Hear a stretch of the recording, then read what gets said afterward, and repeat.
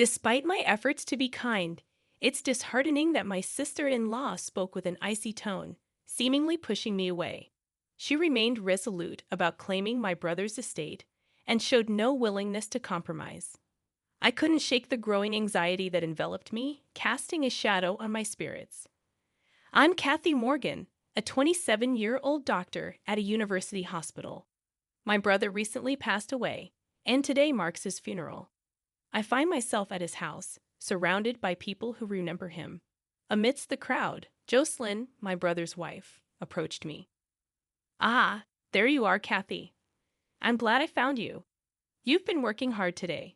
Could we talk over there for a bit? Jocelyn asked, initiating a conversation. Yes, Jocelyn. Sure, I replied, following her. My brother and Jocelyn married 3 years ago and moved into the spacious house where we grew up. The house, meticulously built by our parents, boasted a large garden and other features. Despite our comfortable living arrangements, our family faced challenges. My mother battled a chronic illness, confining her to a hospital since my early childhood. My father's wealth allowed us a comfortable life, but he too succumbed to overwork and joined my mother in death. Left alone in the large house, my brother and I became each other's company. Though he continued living there and flourished in his medical career, I ventured into a life of my own after university. The days leading up to my brother's funeral passed in a blur. As we moved from crowded rooms to quieter hallways, Jocelyn approached me with a grave matter. Actually, there's something I need to talk to you about, Kathy. It might seem too soon after the funeral, but it's about the inheritance. It's a very important matter. So, I believed it was necessary to have a discussion with you beforehand. However, I found myself bewildered and uneasy as Jocelyn suddenly broached the topic of inheritance. Are you talking about my brother's inheritance? I asked, seeking clarification. Yes, that's right. Since we don't have children, the inheritance would be between you and me.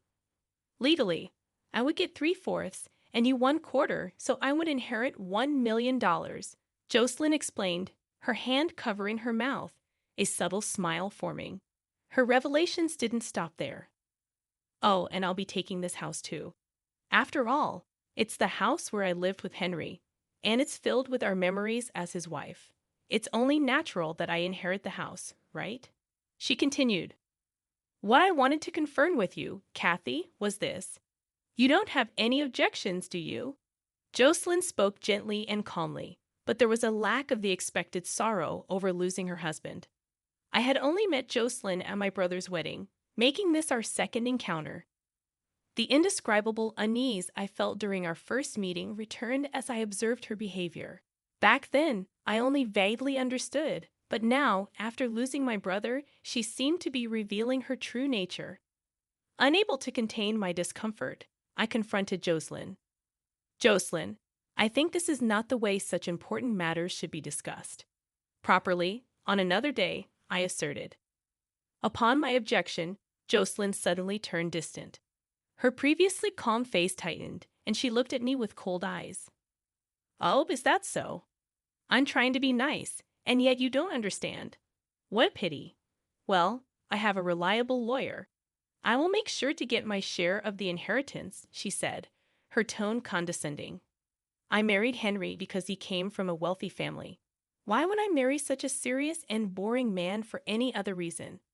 He was truly uninteresting, and I'm genuinely relieved that he's gone from this world. I couldn't believe what Jocelyn was saying. My bad premonition about my sister-in-law was proving true. Did my brother know this side of her? If he did, why did he choose to marry someone so unsuitable for him? Shocked and unable to say anything, I watched as Jocelyn walked away, having said what she wanted and seen my reaction. She probably felt there was no need to stay any longer. I stood there frozen, overwhelmed by complex emotions. Even after returning to my own home, I felt downcast and engulfed in gloom. I had a feeling that more unpleasant things might follow, leaving me restless as these thoughts weighed on me. I found myself reminiscing about the years spent with my brother, feeling as if my heart would burst. Realizing I was now alone, tears involuntarily traced my cheeks. Then, a precious promise I had made with my brother vividly came back to me, as if I were seeing it right in front of my eyes. Kathy, I decided when I grow up, I'll become a doctor. One good enough to cure Mom's illness. If Big Brother is going to be a doctor, then I'll become one too. We'll study together and find a cure for Mom's illness, right? Let's work hard to become doctors together. Then Mom will surely get better. My brother had declared, his face beaming with happiness.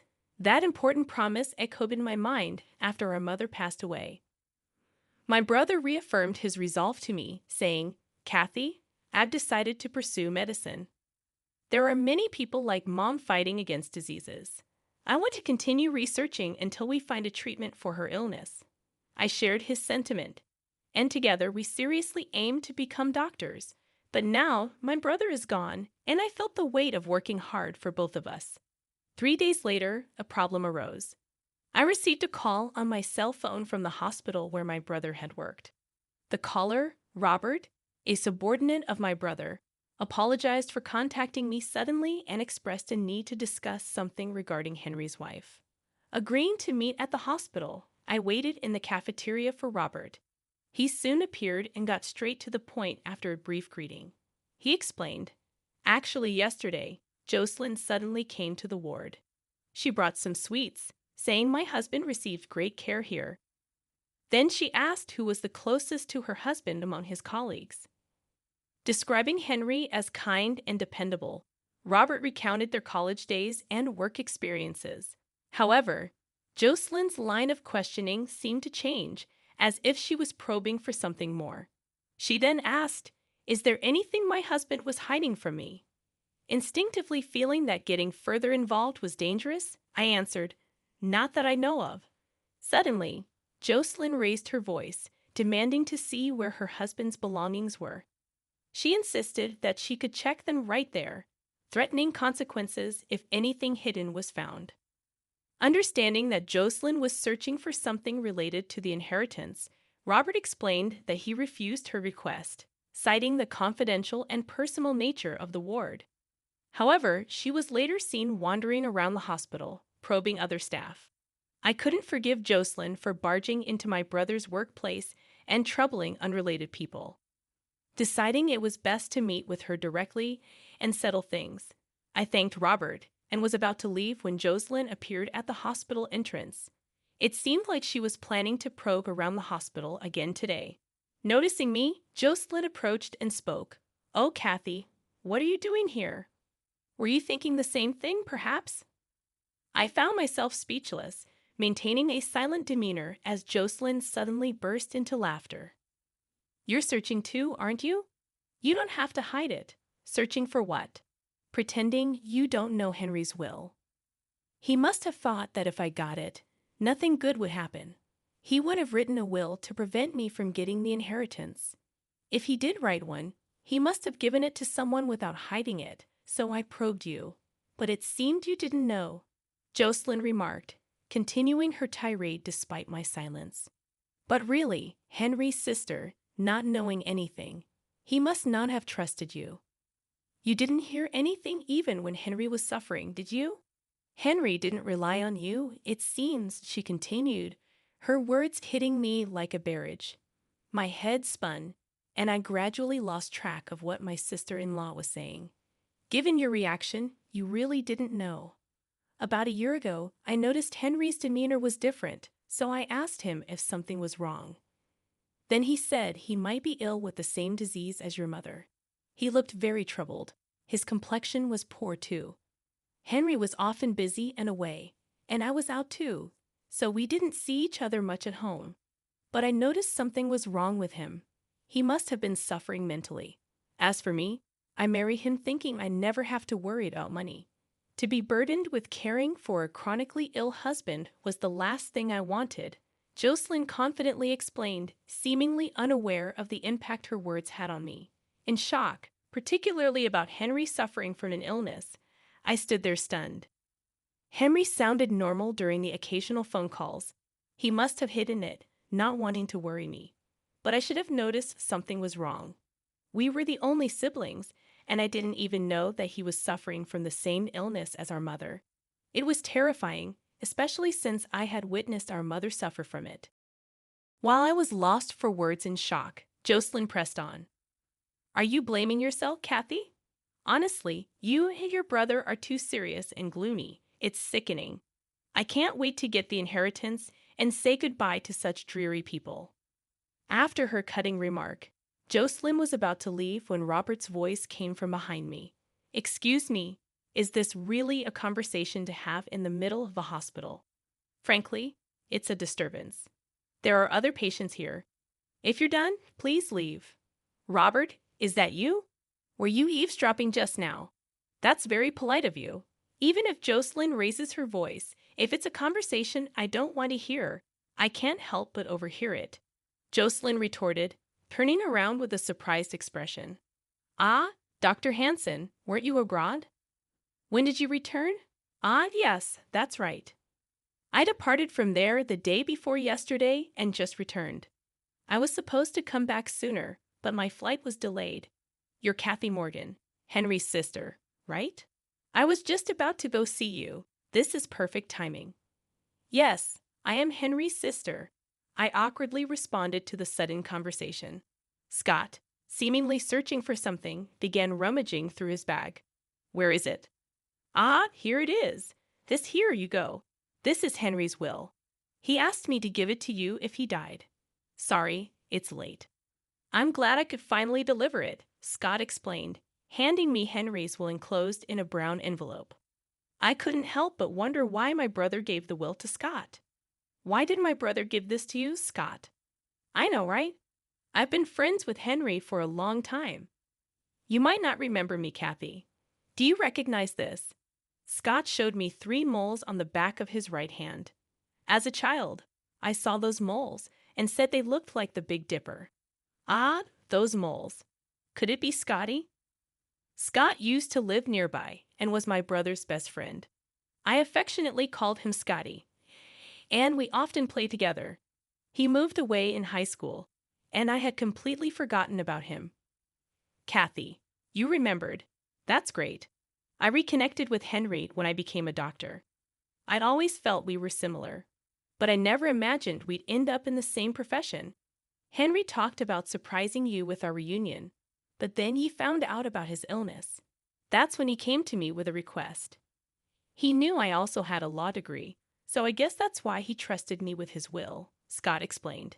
Finishing his explanation, Scott turned toward Jocelyn, addressing her with a cold tone.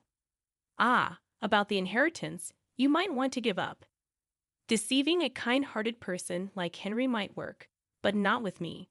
Unfortunately for you, Henry was aware of your cunning nature. He asked me to watch over his wife in case something happened to him. I've been getting reports from his subordinates about your abnormal behavior, Jocelyn. You were planning to find the will, forge it, and claim the inheritance, weren't you? But if it's too late now, it's in your best interest to back off quietly. Besides, Henry said the right use of the inheritance is something only my sister Kathy would understand. I see, so that's how it is. But to trust a sister who didn't even know about her brother's illness to leave a large sum of money to such a young girl, really, what was he thinking? Who knows what she'll use it for? Jocelyn maintained a defiant attitude, but her face had paled slightly. Looking around, I noticed a crowd had gathered due to the commotion. Among them were young doctors talking to each other. Hey, isn't that the person who wrote that paper and made headlines recently, right? I was thinking the same. That's Kathy Morgan, Henry's sister. I read her paper on rare disease research, and it was truly impressive. I heard she's going to do research abroad soon. The conversation among the young doctors caught the attention of other medical personnel, causing a buzz in the area. More discussions were overheard. Isn't that Henry Morgan's wife causing a scene? She's famous for being seen around Fifth Avenue. Oh, well, that's true. Shopping for luxury brands, going on trips, living a flashy life. I heard she's been supporting a gigolo. Maybe she's after the inheritance. That's possible. I mean, she's been wandering around the hospital, asking questions. It's creepy. Amidst various conversations, I realized I hadn't yet checked the will from my brother. I peered into the brown envelope in my hands. Inside, there was a piece of stationery and a white envelope marked Will. Upon opening it, I saw it began with "To Kathy" in my brother's handwriting. As I read through it, I was so shocked by the contents that I instinctively handed the will to Scotty. "Scotty, this is..." After reading the will, Scotty smiled quietly and addressed Jocelyn. "Jocelyn, it seems you've lost. Henry was planning to end his marriage with you. The letter says so. About the marriage certificate you forced him to write, it seems Henry never submitted it, so he wanted to assure his sister that she could rest easy. You and Henry were effectively in a common law marriage. You never had any right to the inheritance in the first place. That's a lie. There's no way he would do such a thing." Jocelyn's momentum faded, and she began muttering quietly to herself. "Kath, can I see that envelope too? May I?" "Oh, sure." Scotty peered inside the brown envelope and confirmed its contents, then added another blow. "Here's the official will as well, Jocelyn. If you want to see for yourself, I won't stop you. Feel free." Jocelyn's face turned ashen, and she looked visibly upset. She seemed at a loss for words, her lips trembling. Continuous criticism of Jocelyn rose from the onlookers. Jocelyn, now without an escape, was frozen in place. Soon, the hospital's administration, alerted by the commotion, had the crowd dispersed to their respective duties. When I looked up again, Jocelyn was gone. After that day, she disappeared from our family home and never reappeared before me. Following my brother's will, I inherited the estate. My research paper on the rare disease that affected my mother and brother received high acclaim, leading me to relocate overseas to continue my research. Part of the inheritance was used as a donation to help those suffering from the rare disease, and the rest was allocated for research funding. Scotty, my brother's best friend, and now more than that, became my life partner. We, as medical colleagues working abroad, are planning to register after our marriage this June. Our hope to free more people from the grip of the disease that afflicted my mother and brother remains unchanged. Together as husband and wife, we aim to continue our research